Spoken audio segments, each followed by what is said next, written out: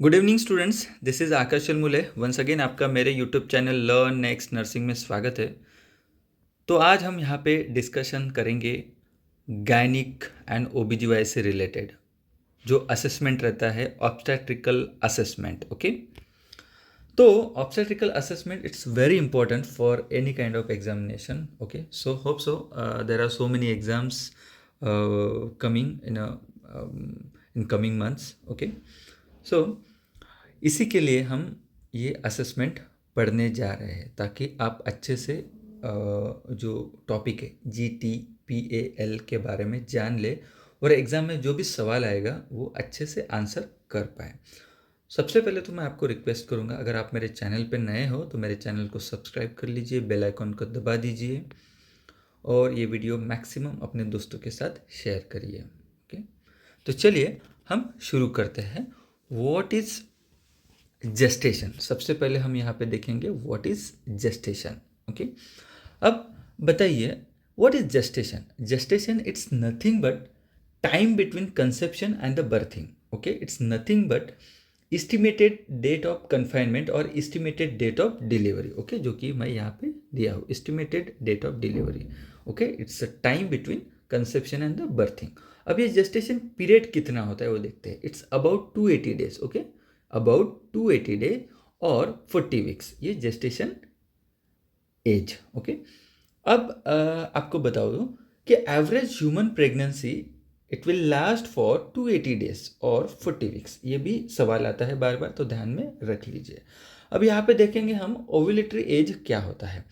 अब देखिए यहाँ पे मैंने एक दिया है, ovulatory age is equal to 280 minus 14 is equal to 266 days. Okay, अब ये कैसे होता है देखते हैं. ओव्यूलेटरी एज कैसे निकालते हैं? We can presumed date of ovulation को हम प्रिज्यूम करेंगे, क्योंकि उसमें LMP में हम क्या करते हैं, first date of last menstrual period की जो फर्स्ट डेट रहती है वो लेते हैं. दैट मीन्स 2 वीक्स का जो हम ज़्यादा ही पकड़ते हैं. So that we have to क्या करना पड़ेगा, वो हमको 2 वीक माइनस करने पड़ेंगे जो जेस्टेशनल एज होता है पूरा. जो जेस्टेशनल एज कितना होता है, 280 days minus 14 is equal to 266 days. Okay, तो आपको ध्यान में रखना है. ओव्यूलेटरी एज अगर पूछा है आपको तो इस तरीके से आपको आंसर बताना है. कभी कभी वो बोलेंगे कि ओव्यूलेटरी एज इतनी इतनी, वो ले देंगे 290 देंगे, 270 देंगे, तो उसमें से आपको वो करेक्ट आंसर निकाल के देना है. Okay, so this is for the normal things that I have given. Okay, next we will see the EDD. और अभी हम यहाँ पे देखेंगे EDD के बारे में. अब EDD कैसे निकालते हैं. अब यहाँ पे EDD का मतलब क्या होता है, expected date of delivery. Okay, ये कौन से रूल के हिसाब से निकालते हैं हम, निगलिस रूल के हिसाब से.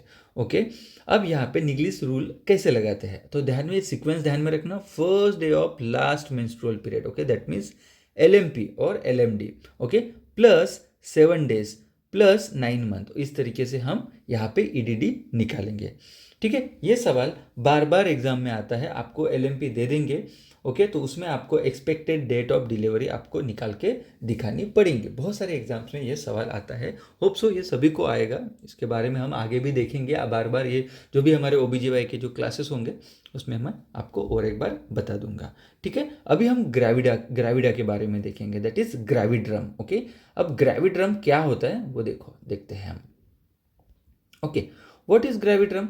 ग्रेविड्रम या gravidity is nothing but it's a state of pregnant woman. Okay, ये क्या दर्शाता है, इट्स अ कंफर्म प्रेगनेंसीज दर्शाता है gravidity. Okay, it's a number of confirm pregnancies regardless of outcome. Okay, वो आउटकम कुछ भी हो.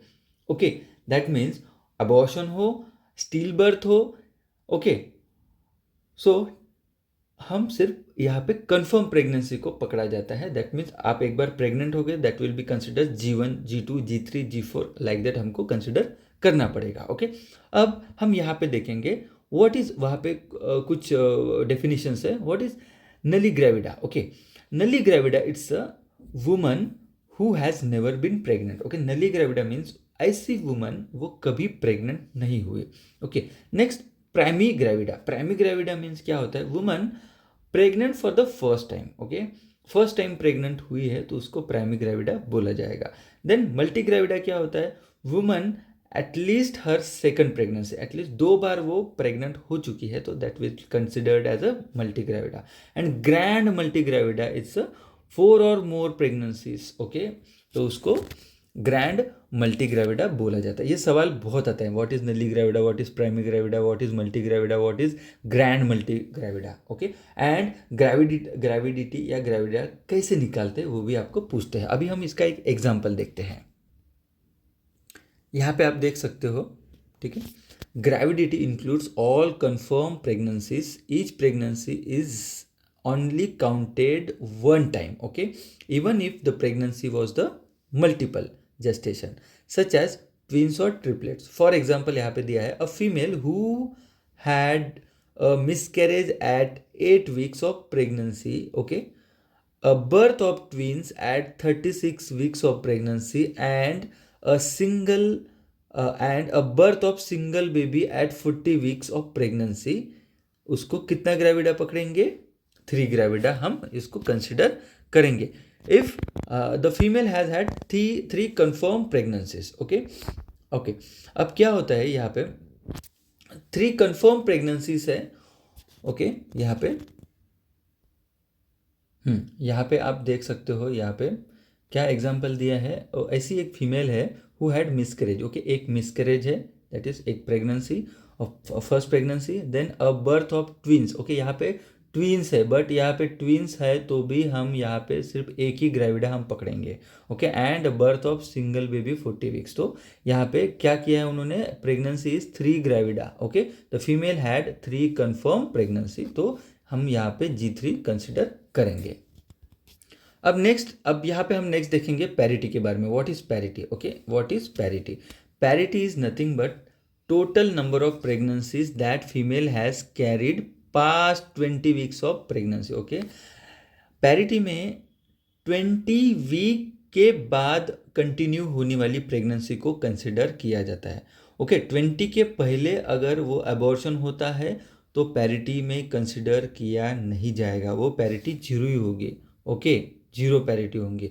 बट 20 के आगे अगर चला जाती है वो प्रेगनेंसी, तो वो कंसिडर होंगी P1. ओके, ये ध्यान में रखना आपको, ठीक है. अब देखते हैं, अब 20 के आगे कुछ भी हो, वहाँ पे लाइव बर्थ हो और 20 वीक्स के बाद स्टिल बर्थ हो, but that will be considered as a parity. ये आपने डिफरेंस ध्यान में रखना. ओके, और यहाँ पे it will not reflect the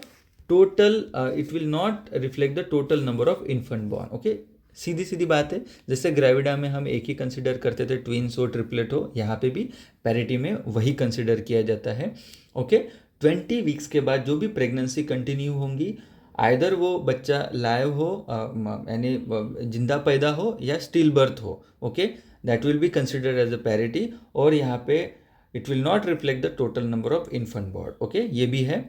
अगर पैरिटी इसमें अगर ट्विंस होता है या ट्रिपलेट होता है तो भी पैरिटी एक ही कंसिडर की जाती है. अब यहाँ पे हम देखेंगे what is nullipara. Okay, nulliparous यानी nullipara means a woman who had a birth at more than 20 weeks of gestation. Okay, who had not. Okay, nullipara में ऐसा है कि 20 हफ्तों से आगे ऐसी लेडी, वो लेडी ने प्रेगनेंसी कंटिन्यू नहीं की. Okay, that will be considered as a nulliparous. Okay, then multi para यानी क्या होता है, मल्टी पैरस वुमन, उसमें 20 वीक्स के बाद यानी woman who had one birth that occurs after the 20 weeks of gestation. Okay, primary para का मतलब क्या होता है, 20 वीक्स के बाद कंटिन्यू करके एक बर्थ हो चुका है बेबी का, तो ऐसे वुमन को प्राइमरी पैरा बोला जाता है. Then multi para that is means 20 हफ्तों के बाद 2 बर्थ हो चुकी है, लाइव बर्थ हो या स्टिल बर्थ हो, that will be considered as a multipara. Okay, and grand multipara का मतलब होता है 4 और more. Okay, after 20 weeks continue हो चुकी है प्रेगनेंसीज. ओके, तो that will be considered the parity. Okay, यहाँ पे हम एग्जाम्पल देखेंगे. हाँ, पैरिटी का it reflects the total number of, क्या होता है, it reflect the total number of birth after 20 weeks. Okay, not the total number of infants born. Using the same example above, the female with 8 weeks of pregnancy loss, okay, 8 weeks की जो pregnancy वो loss हो चुकी है, okay, a live birth of twins and live birth of single infant would be para 2, okay. आप देखो, okay, एक pregnancy loss हो चुकी है, अबॉर्शन हो चुका है, 8 हफ्ते की थी वो प्रेगनेंसी, और दूसरी क्या थी, ट्विंस है, और तीसरी क्या थी, सिंगल बर्थ हुआ है। यहाँ पे 3 बार प्रेग्नेंट हो चुके हैं, बट हम पैरा, जब हम हम पैरस वुमन या पैरिटी हम देखते हैं, तो उसमें 20 वीक्स के बाद जो प्रेगनेंसी कंटिन्यू होंगी वही हम कंसिडर करते, तो दैट्स वाई यहाँ पे पैरा हम 2 ही कंसिडर किया, ओके। क्योंकि female with 8 weeks of pregnancy loss हुए उसको हम कंसिडर यहाँ पे पैरिटी में कंसिडर नहीं करेंगे, सिर्फ किसको कंसिडर करेंगे, ट्विंस को कंसिडर किया and live birth of single infant, इसीलिए हम इसको पैरा को 2 यहाँ पे पकड़ेंगे, okay. Either he has given the birth 3 infant and has been pregnant 3 time, but हमको पैरा 2 ही पकड़ेंगे यहाँ पे। एग्जाम्पल आपको समझ में आ गया होगा। अभी नेक्स्ट देखते हैं। अब यहाँ पे देखेंगे हम GTPL का कैसे यूज करेंगे, use of GTPAL, okay. Para, जो पैरा रहता है पैरिटी, ओके, पैरिटी, वो हम TPAL, ये 4 जो कोडिंग सिस्टम है उससे भी हम डिनोट करते हैं। अब देखते हैं किस तरीके से होता है। वो अब यहाँ पे G फॉर ग्रेविडिटी या gravida, T for term birth यानी that means 37 weeks to 42 weeks के बीच में जो बच्चे पैदा होते हैं या बर्थ होती है, that will be consider as a term birth और term babies, okay. P for, यहाँ पे P फॉर पैरा नहीं होता है, P for preterm birth, okay, preterm birth यानी बिफोर 37 वीक्स ऑफ 37 वीक्स के पहले ही डिलीवरी हो जाती हो, that will be consider the preterm babies. A for abortion and the miscarriage, okay.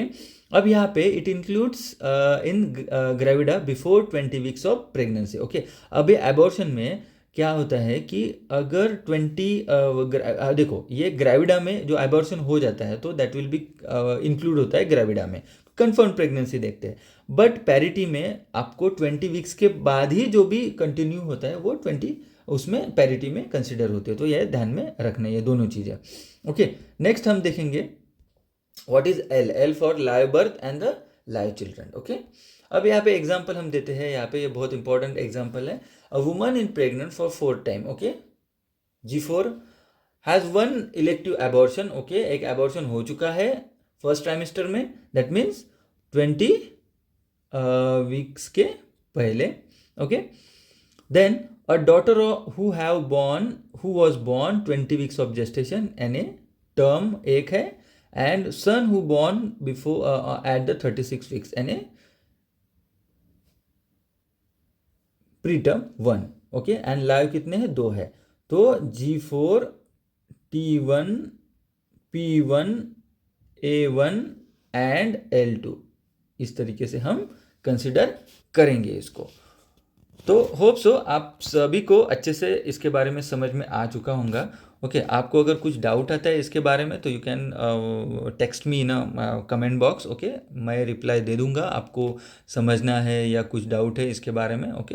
Hope so ये video आपको अगर बहुत पसंद आता है तो अपने दोस्तों के साथ शेयर करिए, वीडियो को लाइक करिए, ओके। सो मिलते हैं नए और एक वीडियो के साथ, तब तक जय हिंद।